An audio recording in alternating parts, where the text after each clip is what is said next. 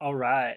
Okay, so we're going to go over AI startup from social media to Discord funnel. So basically, these are the things that, you know, you'll have to look out for when whether it's from structuring the Discord all the way from getting them in, onboarding, and then having long-term relationship with people inside the Discord.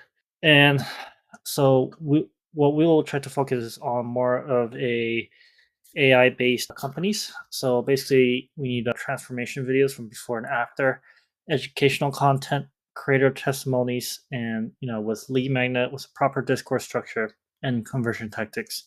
Yeah. So milestone one, foundation and building. So there's content strategy, lead magnets, and then proper Discord setup will be the milestone one, and then milestone two will just be launching, optimizing content deployment, Discord launch with engagement rhythm.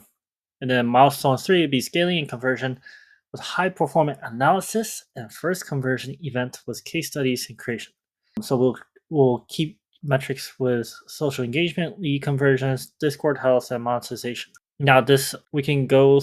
We're gonna go through OpenAI's kind of deal on how they create their community, and then also my community that I ran was the second largest a couple of years ago. It's over like 2 million now in server size. When I was managing, it was at 1.7, so it's grown quite a bit, and it was one of the fastest growing Discords in the world. And it was based on Discord teams comments and history of Discord, and not just our like, oh, we said this or we're claiming this. No, it was from Discord team themselves. And then also we had retention problems until we had creators come on or in videos, and that's probably like the biggest thing that we're going to go over on this. And so basically for her, how she scaled her YouTube from 0 to 50K, even though she's talking about YouTube, it also translates directly to how her Discord is running. You can always check it out. It's free to join, and she also has a dev community too on top of that. And so what she's saying is like you basically can't outsource for a lot of AI founders or companies. I find that oftentimes they don't want to show their face, or they're just too busy with all of other things, which is true. But at the same time, they have a lot of problems for retention, or they're wondering why we don't have enough paying customers, et cetera, things like that. So because they're not spending time creating long form educational videos, it also impacts their bottom line revenue and profit margins. So there's that. It's a huge deal until a lot of them run out of money or they have to sell quickly. So and then also like yes, she's saying like you have to put your face out there, and then perfection kills momentum. You don't have to be perfect. And then so this is a big part. A lot of companies out there, I'm not gonna name them, but you know them. They mislead you on these big marketing claims, and then when you get to the product or even the community, it's just not up to par of what they announced and things like that. And so yeah, you can check her out. And then we're gonna go over Blue Willow. Blue Willow, I was the head Discord community manager, so I did all the setup, all the onboarding, hiring for moderation, and even gathering volunteers, helped run events, and then also some contests, and then always trying to build long-term relationships. That was my main focus for this community, and the impact was so great that even years later, the communities that were coming from Blue Willow that were created inside Blue Willow and create their own servers and things like that, it's still there. It's still running, and people are still, talking to each other, et cetera, things like that. And yeah, so it's a really great experience I ever had. It was the most fun. All the people that you could ask that I work very closely, you can ask them, was it fun? And they'll all say yes. And even though there's like a lot of up and downs, like hyper growth, things like that, problems, we still did our best. Always did our best to connecting, to answering people's questions, to fixing things, et cetera. And has a lot of 10 to 14-hour days. So yeah, 7 days a week. And yeah. And so what I want to go over is like more of case studies and like what's the like probably the most important for a Discord community. So when I'm running this Discord community, the biggest thing that we could like share or say, oh, we're proud of is like we had a very high retained community. Like the retention was high, engagement was high. It was 100,000 messages a week, and 1 million people were actually using the bot.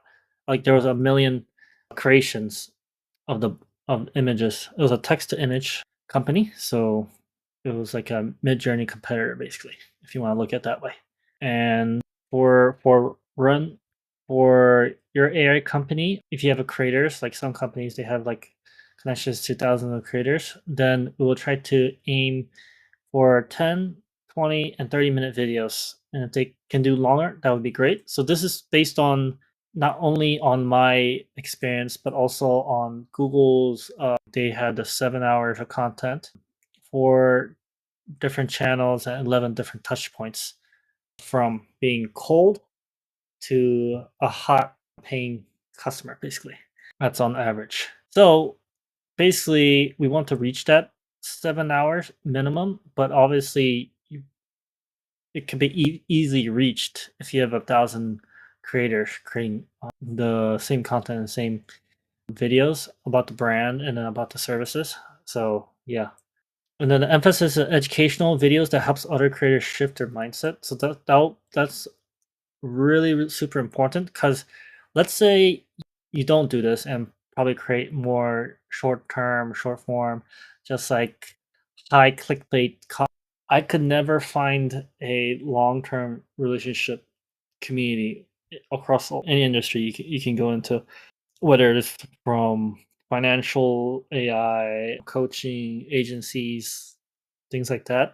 If you like produce like just like high clickbait content, I never seen like, oh, high engaged community or like people actually interested in the product or company or vision, things like that. I never seen it. They just create short form clickbait content. So what we're gonna focus on is long term, and then there'll be three kinds that we'll focus on. It's a belief shifter. So it's a problem, wrong belief, right belief, and then proof it's right. So basically, we want to not only educate them, but also shift their thinking. Like there's other possibilities with the services that you provide, things like that. And then the three P's: proof, problem, and process.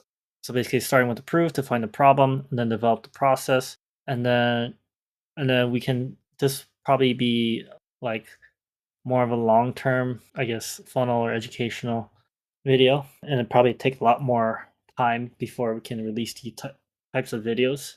Sometimes, basically, there's proof, untold story, process, and then a positive outcome out of it. So those are the three types of videos that we might really want to focus on for your creators, or the company or the face of the company, things like that. And then after they join, after they're onboarded properly, they have a good onboarding process, and it's very hyper focused on the goals of the community, things like that. We'll have a system in place to follow up with the creators on joining the program, like where they are, how they're doing, are there things that we need to work on, fix on, things like that. And then also we're gonna track their progress, being upfront on why creators won't succeed if they don't do these certain type of tasks and things like that. I think I think always like, you know, following up, gathering information, see if there's any problems that they're facing or if they have any mini questions. Because a lot of times when people join like any type of, let's say, more of implementation type slash educational companies, programs, or communities, oftentimes you have to constantly ask them, hey, these are the common problems that people face. And if you don't ask about them, or if you're not even aware of it, then you won't be able to succeed in whatever from before and after progression, things like that.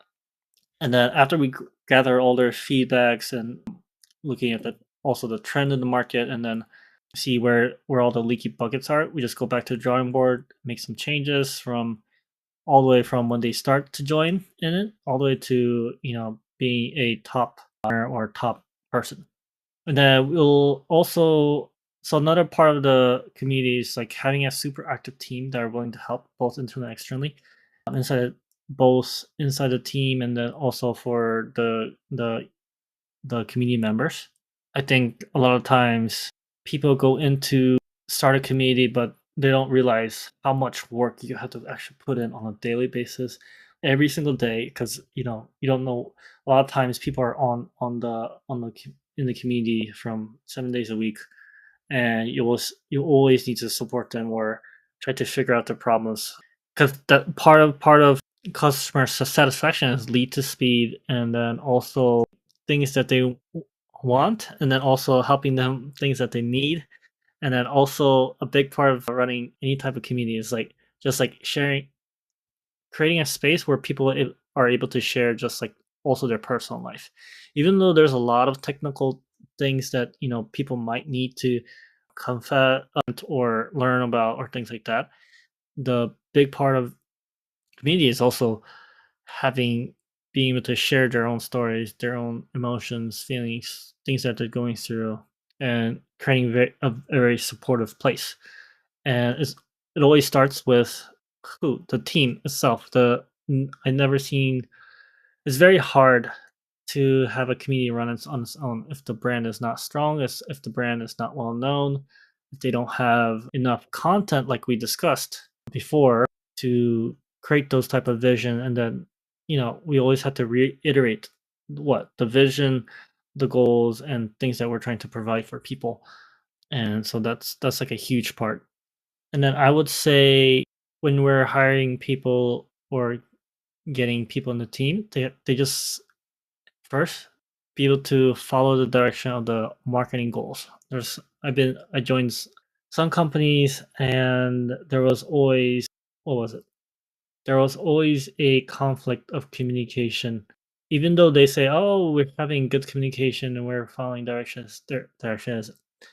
I've been in companies like that, and always one group of people are doing something else that's not really pushing the core marketing goals, and which leads to not hitting any KPIs, not creating an environment that's targeting our core customer base. And then it's just like a waste of time, waste of money for everyone, basically. And ultimately, like, most startups will run out of money because of that, in the community side especially. So, and then the next part is like they are nice people.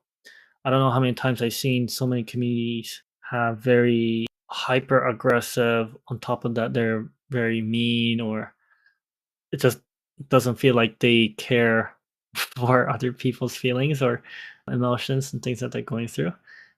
Having no empathy. You'd be surprised how many communities, like team members, are like that, or they don't have patience for that, for answering questions, basic questions, or things like that. And ultimately, people will leave or get disconnected, or just, or the worst thing that can do is like tell their 10 other friends that how bad they were treated.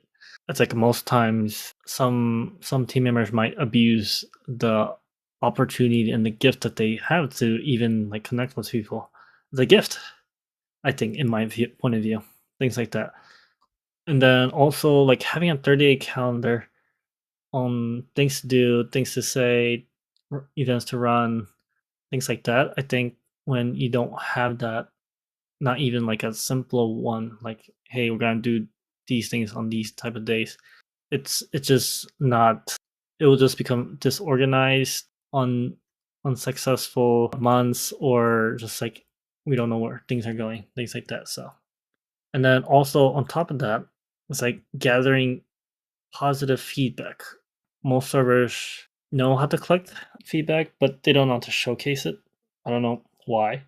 Like, it's a very simple thing. Like they could either just post screenshots or have a bot that collects the feedbacks. But even then, it's like, why don't they have it? It's like, why isn't this a focus?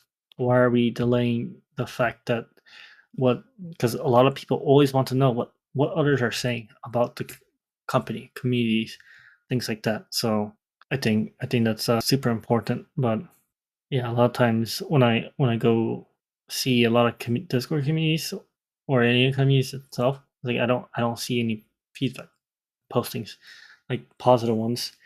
Why? I don't know. And after seeing a consistent thing, is like I always like push with whatever company I work with or whoever I'm working with to have something like that. It's just like a basic thing. Like all companies, a lot of big companies have it, and then on top of that, it's like everyone's always looking for reviews for it.